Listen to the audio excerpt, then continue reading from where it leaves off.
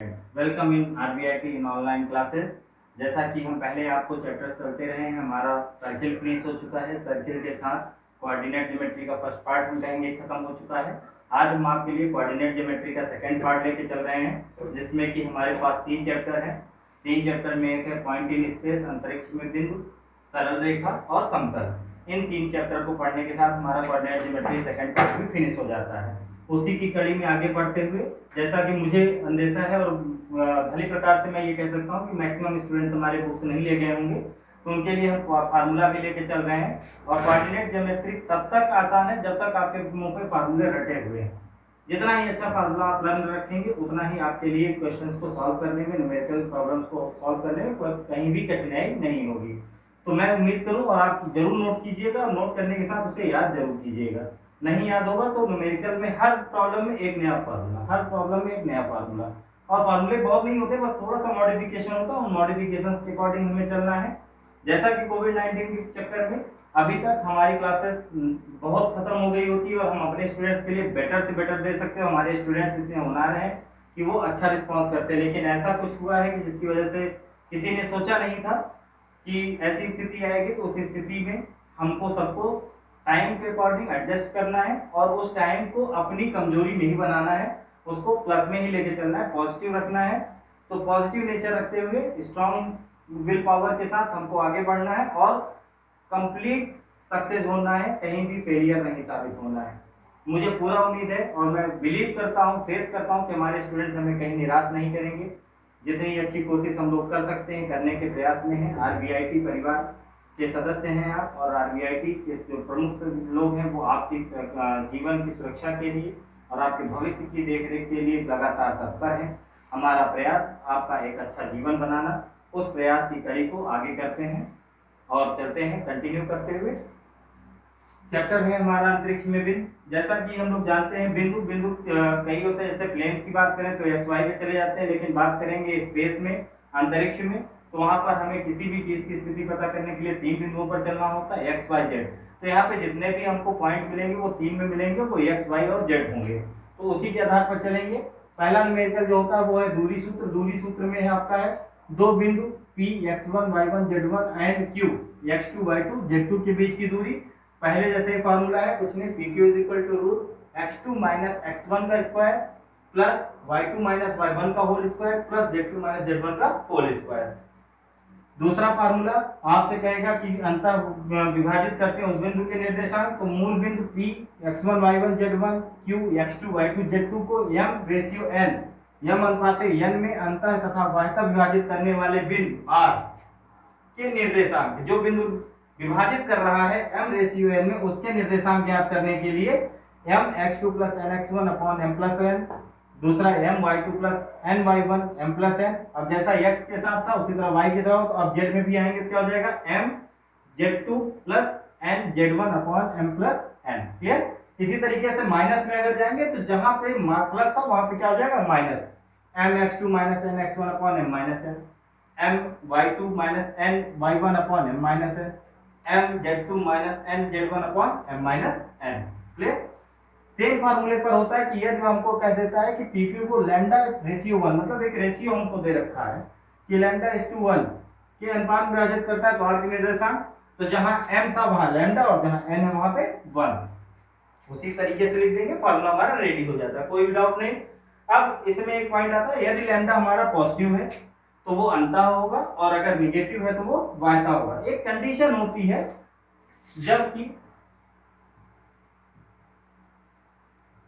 Lambda does not equal to minus, ये condition जरूर देता है, तो इसको जरूर ध्यान रखिएगा।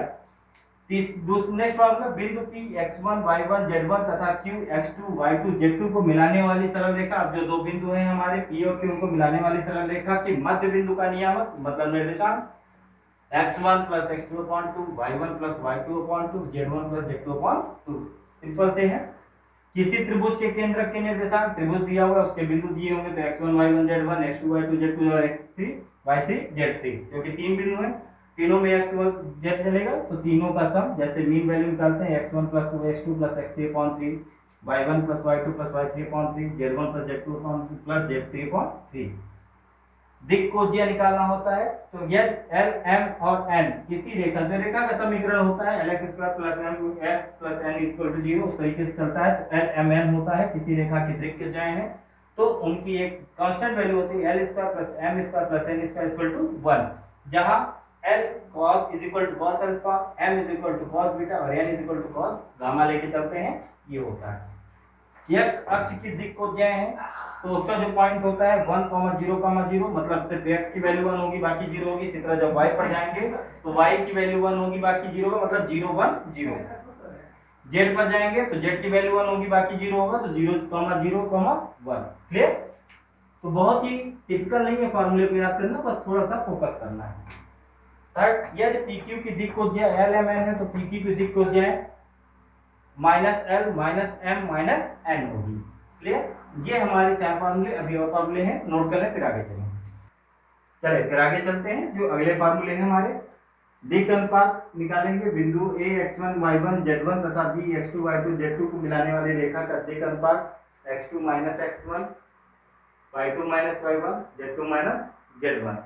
दिक् अनुपातों के पदों में दिक्कोज्याएं कोसाइन की बात करेंगे तो x2 - x1 upon ab, y2 - y1 जो यहाँ है वही रहेगा, डिवाइड बाय ab है। ab का मतलब ये है कि उसका रिजल्टेंट जो कि mod of root x2 - x1 whole square plus y2 - y1 का whole square plus z2 - z1 का होल स्क्वायर मॉड रहेगा। क्लियर? रेखाओं के बीच का कोण, यदि दो रेखाओं के बीच कोण थीटा हो तो उनकी दिक्कोज्याएं L1 M1 N1 तथा L2 N2 N2 हो तो cos theta is equal to L1 L2 plus M1 M2 plus N1 N2। इनमें दो कंडीशन होती है जब कहा जाता है कि जो दिक्कोज्याएं हैं वो लंबवत हैं कि समांतर हैं। यदि वो समांतर हैं तो L1 upon L2 is equal to M1 upon M2 is equal to N1 upon N2। अगर वो लंबवत होंगी तो उनकी कंडीशन होगी L1 L2 plus M1 M2 plus N1 N2 is equal to 0। ये कंडीशन फॉलो होगा तो वो लंबवत या समांतर होगी। इस पे न्यूमेरिकल आपके बनते हैं।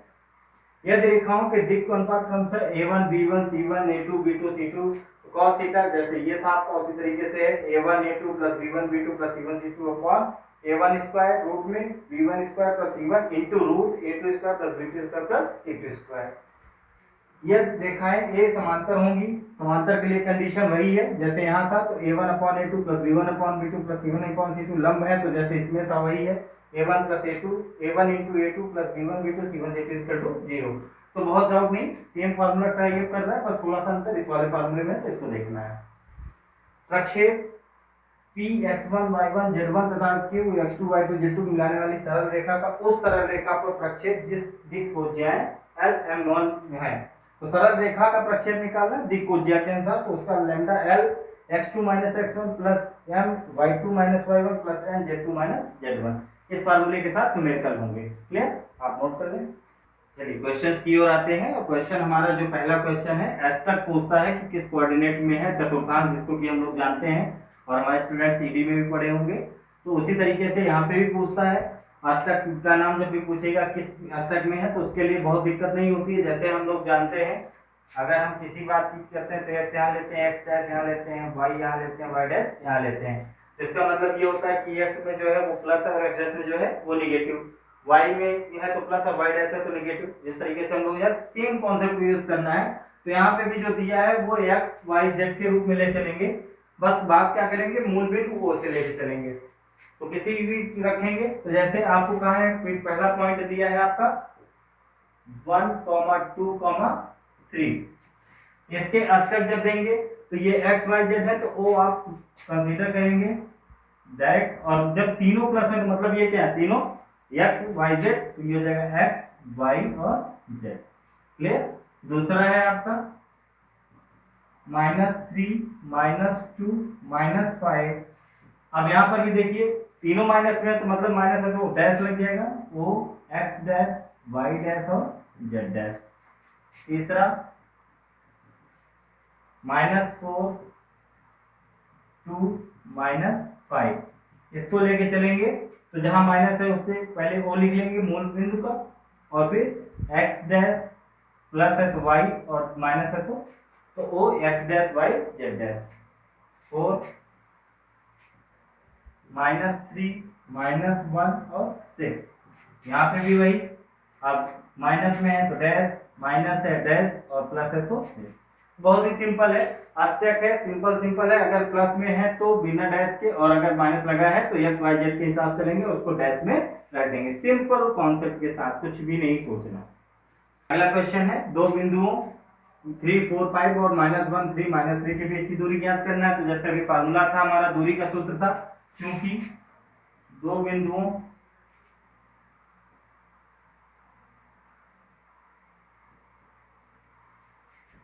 क्या था हमारा फार्मूला, P x1 y1 और z1 तथा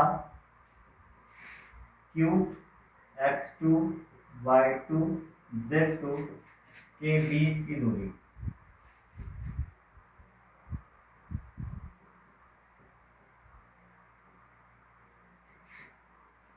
PQ is equal to root x2 minus x1 का whole square plus y2 minus y1 का whole square plus z2 minus z1 का whole square.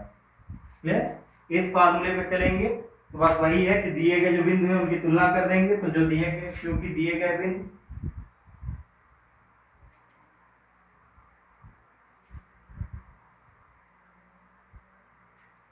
P x1, y1, z1 is equal to 3, 4, 5। तो मतलब अगर हम यहाँ से देखें तो x1 is equal to 3, y1 is equal to 4 और z1 is equal to 5। Clear? इसी तरीके से दिए गए बिंदु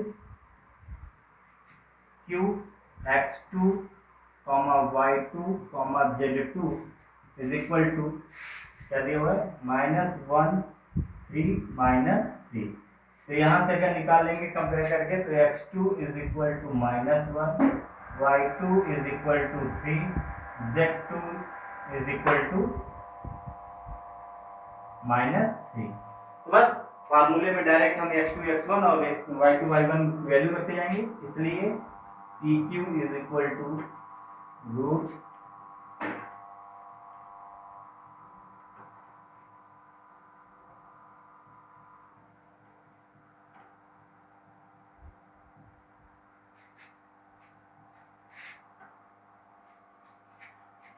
वैल्यू पुट कर देंगे। x2 का मतलब -1 -3 का होल स्क्वायर प्लस 3 -4 का होल स्क्वायर प्लस -3 और -5 का होल स्क्वायर को सॉल्व कर देंगे। तो -4 का होल स्क्वायर प्लस -1 का होल स्क्वायर प्लस -8 का होल स्क्वायर कैलकुलेट कर लेंगे। सिंपल सिंपल हो जाएगा। 16 प्लस 1 प्लस 64। क्लियर? ऐड कर लेंगे। 4 1 5 6 5 11 6 1 7 और 1 8 और ये हो जाएगा 9। क्लियर?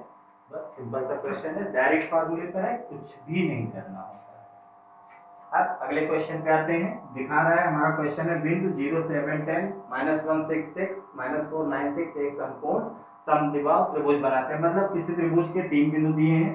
तो अभी तक हम जैसे PQ लेके चल रहे थे, तो वही दूरी का ही क्वेश्चन है। यहाँ पर हमारे पास मान लेते हैं 3 बिंदु PQ, R या AB, जो भी आपको मानना हो उस तरीके से मान लें।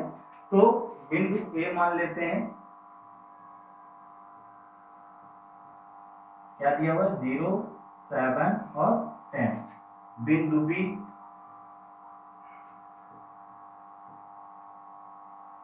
-1 6 6। बिंदु C -4 9 6। ये 3 बिंदु दिए हैं। अब तीनों बिंदु है तो हम उनके निर्देशांक अगर x से तुलना कर दें तो यहाँ कह सकते हैं क्या, x1 is equal to 0, y1 is equal to 7, z1 is equal to 10। इसके लिए लेके चलें तो x2 is equal to -1, y2 is equal to 6, z2 is equal to 6। यहाँ से लें तो x3 is equal to -4, y3 is equal to 9 and Z3 is equal to 6। Clear. अब क्योंकि तीनों बिंदु दिए हैं, तीनों बिंदु के पॉइंट हमने निकाल लिए, अब हमसे कह रहा है संपूर्ण समद्विबाहु त्रिभुज बनाते हैं तो इनके बीच की दूरी ले लें। तो बिंदु AB, अगर हम AB बराबर निकालें मतलब बिंदु A और B के बीच की दूरी, AB देंगे जैसे PQ के बीच की दूरी थी तो PQ लिख रहे थे। क्लियर। तो यहाँ AB बराबर लेंगे तो ये हो जाएगा हमारा x2 माइनस x1 का whole square plus y2 minus y1 का whole square plus z2 minus z1 का होल स्क्वायर। क्लियर। क्योंकि बात ए बी की कर रहे हैं, ए और बी, तो x2 x1 तो यहाँ पुट कर देंगे तो -1 माइनस 0 का होल स्क्वायर प्लस 6 माइनस 7 का होल स्क्वायर प्लस 6 माइनस 10 का होल स्क्वायर। इसको सॉल्व कर लेंगे तो -1 माइनस 0 -1 प्लस 6 माइनस 7 -1, 6 माइनस 10 -4, तो 1 प्लस 1 प्लस 16, 16।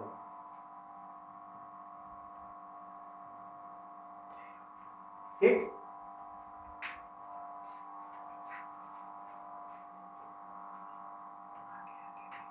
BC निकालेंगे सेकेंड। इसके लिए जो फार्मूला चलेगा तो जैसे यहाँ x2 माइनस x1 था तो अब BC हमारा चलेगा तो यहाँ इससे करेंगे तो यहाँ पे फार्मूला हो जाएगा उसी अकॉर्डिंग x3 माइनस x2 का whole square plus y3 minus y2 का whole square plus z3 minus z2 का होल स्क्वायर। इसको लेके चलेंगे तो यहाँ पे हमारा वैल्यू रखेंगे -4 और माइनस माइनस प्लस 9 माइनस 6 का होल स्क्वायर प्लस 6 माइनस 6 का होल स्क्वायर, तो 4 तो 3 का होल स्क्वायर प्लस 9 माइनस 6 3 का होल स्क्वायर, यहाँ माइनस होगा और 0, ये हो गया 9 plus 9 is equal to √18। Clear. यहाँ पे हो जाता है। CA निकालेंगे तो यहाँ पर जब चलेंगे तो अब बिंदु C और A चलेंगे तो C हमारा फर्स्ट होगा और ये हमारा सेकंड होगा। इस रेशियो में देखेंगे तो हमारा फार्मूला बन जाएगा x1 माइनस x3 का होल स्क्वायर, क्योंकि हम लोग सेकंड को बात पहले ले रहे हैं जो लास्ट वाला है। ए बी था तो बी वाला पहले ए वाले बाद में, बी सी था सी वाला पहले बी वाला बाद में, अब सी ए है ए वाला पहले और बी सी वाला बाद में, प्लस y1 माइनस y3 का whole square plus z1 minus z3 का होल स्क्वायर। फार्मूले में डाउट ना हो तो आप डायरेक्ट भी कर सकते हैं, बाकी इस तरीके से लिख लेंगे तो ये हो जाएगा हमारा 0 माइनस माइनस प्लस 4 का होल स्क्वायर प्लस 7 माइनस 9 का होल स्क्वायर प्लस 10 माइनस 6 का whole square. x1 minus x3 y1 minus y3 बार बार मिला लेंगे ताकि कहीं गलत ना हो, 7 माइनस 9 और z1 माइनस z2 10 माइनस 6, ये हो गया 4 का होल स्क्वायर प्लस माइनस 2 का होल स्क्वायर और प्लस 4 का होल स्क्वायर। इसे कैलकुलेट कर लेंगे 16 प्लस 4 प्लस 16, 16 32 36, तो यहाँ √36, इसे हम लिख सकते हैं 6। क्लियर। इतना हो गया। अब यहाँ पर हमसे कह रहा है कि एक समकोण समद्विबाहु त्रिभुज बनाते हैं, तो अब समद्विबाहु त्रिभुज की बात करें तो इसका मतलब ये होता है जिसकी दो भुजाएं बराबर हो। अब अगर यहाँ देखें तो AB इज इक्वल टू √18 और BC इज इक्वल टू √18, तो AB और BC जो दो साइड्स हैं, दो भुजाएं वो हमारी बराबर हैं, तो हम कह सकते हैं चूंकि AB is equal to BC is equal to √18, इसलिए त्रिभुज समद्विबाहु।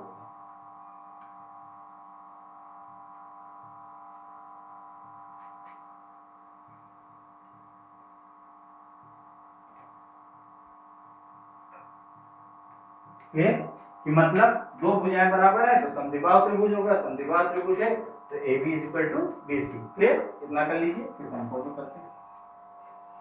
चलिए अब देखते हैं, क्योंकि समद्विबाहु आ गया था हमारा AB इक्वल टू BC था। अब हमको समकोण निकालना है, और समकोण त्रिभुज का पाइथागोरस प्रमेय क्या कहता है, अगर त्रिभुज ABC है, समकोण त्रिभुज है, तो कर्ण का वर्ग बराबर लंब का वर्ग प्लस आधार का वर्ग। तो अगर उस तरीके से ले लें तो CA का whole square equal to AB square plus BC square.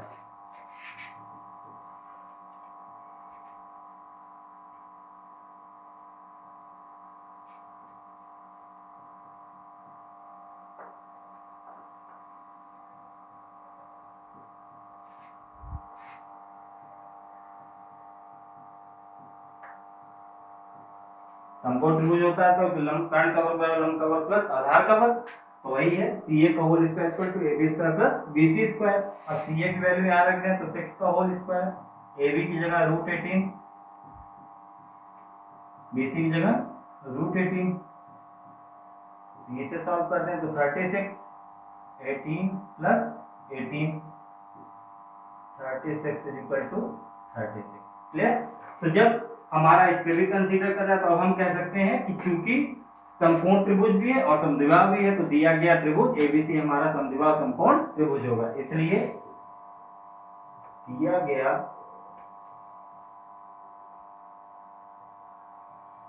त्रिभुज समद्विबाहु